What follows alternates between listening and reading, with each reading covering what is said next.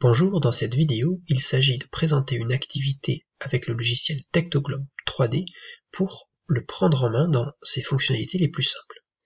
Donc, pour se mettre en situation, je vous propose la situation suivante. Quel contexte géodynamique au niveau de la mer de Savu en Indonésie? Donc la mer de Savu se situe en plein milieu de l'Indonésie, dans ce petit triangle formé par trois séries d'îles. Donc, le protocole que je vais suivre, ça va être le suivant. Dans un premier temps, je vais afficher foyer sismique et volcan. Je peux afficher également les frontières des pays et limites de plaques tectoniques, mais dans ce cas-là, je ne vais pas en avoir besoin de manière trop importante. Je vais quand même vous montrer comment faire, et puis ensuite, je tracerai une coupe. On y reviendra. Donc dans un premier temps, évidemment, je vais me rendre sur la zone d'intérêt que j'ai identifiée ici. Voici la mer de Savu. Et dans les données affichées, je vais choisir foyer sismique, puis volcan, et je peux également, comme je l'ai présenté, aller dans les calques intégrés pour afficher la frontière des pays et afficher toujours dans les calques intégrés les limites des plaques tectoniques.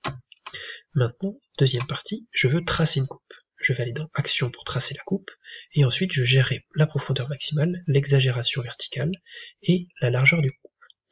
Et enfin, je terminerai par vous montrer comment on fait la mesure de pendage de la plaque plongeante. Donc, Action, tracer une coupe. Je sélectionne ensuite deux points qui traversent la mer de Savu par exemple, et j'obtiens sur la fenêtre de droite un profil entre les deux points A et B que j'ai placés sur la carte, qui me présente les séismes en profondeur, qui sont représentés par des petits ronds ici, ainsi que les volcans qui se situent à cet endroit-là.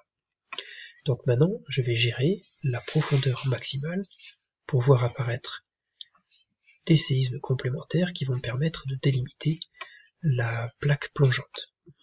Je vais gérer aussi l'exagération verticale qui est par défaut de x8.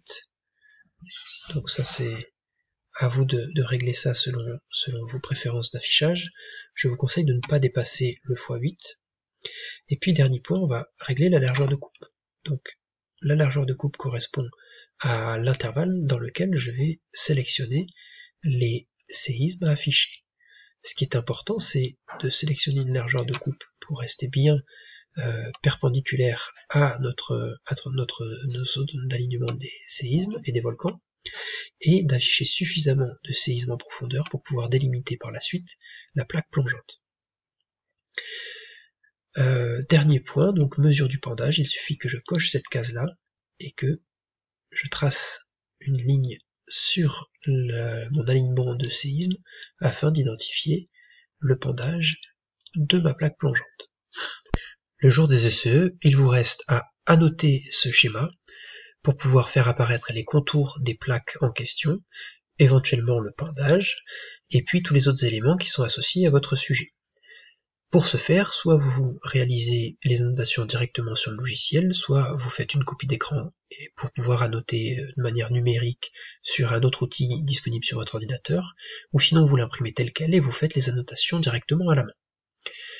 Cette vidéo est terminée. Maintenant, à vous d'identifier les fonctionnalités du logiciel pour pouvoir répondre à une problématique type ECE.